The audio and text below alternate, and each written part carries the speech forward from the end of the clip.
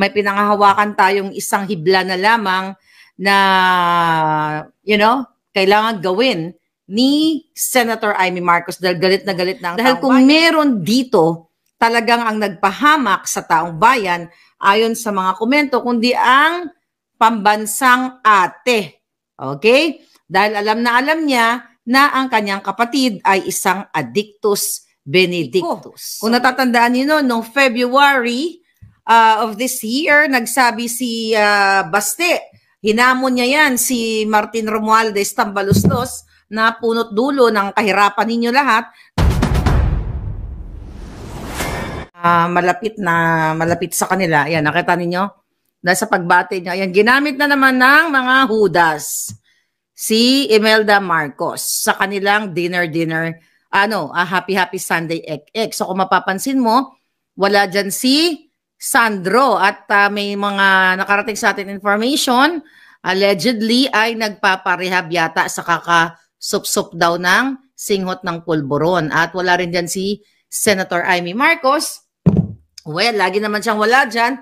At baka hindi niya makayanan yung panghe ng pagkatao ni Lisa Tanas. And I hope, sabi nga natin, may pinangahawakan tayong isang hibla na lamang na, kailangan gawin ni Senator Amy Marcos dahil galit na ang taong bayan.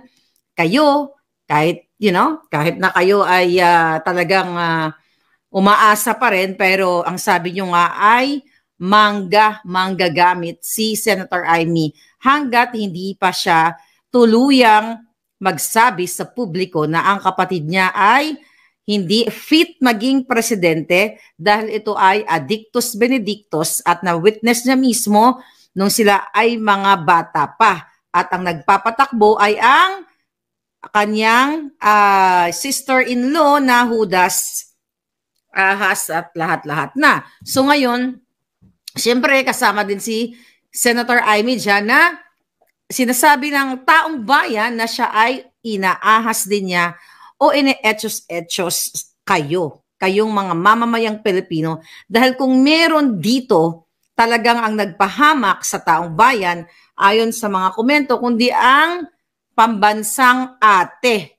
Okay? Dahil alam niya na ang kanyang kapatid ay isang addictus benedictus. So kailan siya magsasalita? Tignan natin at you'll never know, maybe sooner or later. Pero yung iba, sukang-suka na sa kanya at talagang gusto nyo na siya magsalita. But tignan natin. And because, si Inday Sara at si Amy ay nagkakaututang dila pa rin. Tignan natin kung ano ang gagawin ni Senator Amy. Kung totoo ba yung mga nakarating sa atin na information na anytime soon ay mayroon siyang maninindigan siya para sa inyo. We'll see. Okay? Konting panahon na lang yan. Batiin muna natin si Solid Maharlikan ako, si Bar Kadahan. Yan, thank you, Palangga. Okay, let's talk about, si Winnie Rosario, sabi ni Rachel Tan, gusto ko itong papuri mo, dahil Sunday. Wow, ang ganda naman ng kulay ni Falanga. Yes, syempre talagang gusto ko magpakulkul at syempre with matching, with matching lipstick na bonggam-bongga for that purple.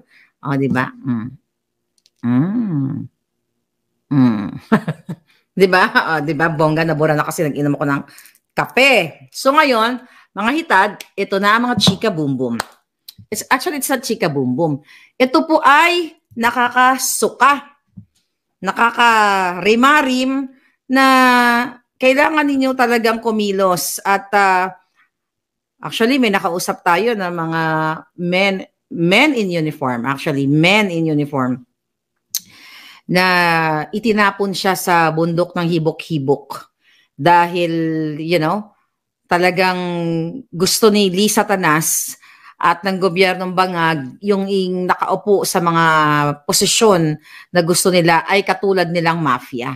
So yung mga matitino ay tinatapon sa bundok ng hibok-hibok. Again, sabi ko nga kagabi, itong laban natin between good and evil o between Bangag at Maisog. Imagine nyo mga kababayan, ayan, namigay si Romualdez na naman Ayan, Romualdez Rice, nagba-viral na yan. Halos lahat nag-post na yan. Okay, nagbigay ng 2 kilong buga. Ilan yan? Mga 1 kilo lang yata yan, no? Actually, magaling ako sa pagtansya, I'm good at estimation. This is 1 kilo lang, no? Parang 1 kilo lang binigay. Isa ba yan? 2, wala naka-label. Anyway, bakit ginagawa yan ni Romualdez? Syempre, yan ay name recall. Actually, bawal yan dahil may batas na epalitiko. Kung natatandaan niyo, noong February of this year, nagsabi si Baste, hinamon niya yan si Martin Romualdez Tambaluslos na punot dulo ng kahirapan ninyo lahat dahil punot dulo ng pagnanakaw simula pa nung Marcos Sr. ang kanyang pamilya, ang mga Romualdez. So hinamon niya ni Baste na kung magbigay-bigay ka, 'di ba? Subukan mo magbigay ng hindi nakalagay ang iyong pangalan. Kasi ang mga Duterte pag nagbigay sila ng ayuda, hindi nila nilagay ang pangalan nila, from the people of Davao. Not from Duterte, but from the people of Davao kasi hindi naman pera yan hindi yan pera ni Romualdez. Pera yan ng taong bayan, pera ng taxpayers. Now, mga kababayan, sabi ni Adnan, okay, 1-2 kainan lang yung rice na yan. Exactly. Bentot, ayan, nasusukan na siya kay Ngagba. Yes, bakit? 1-2 kasi bayad yan, suhol yan.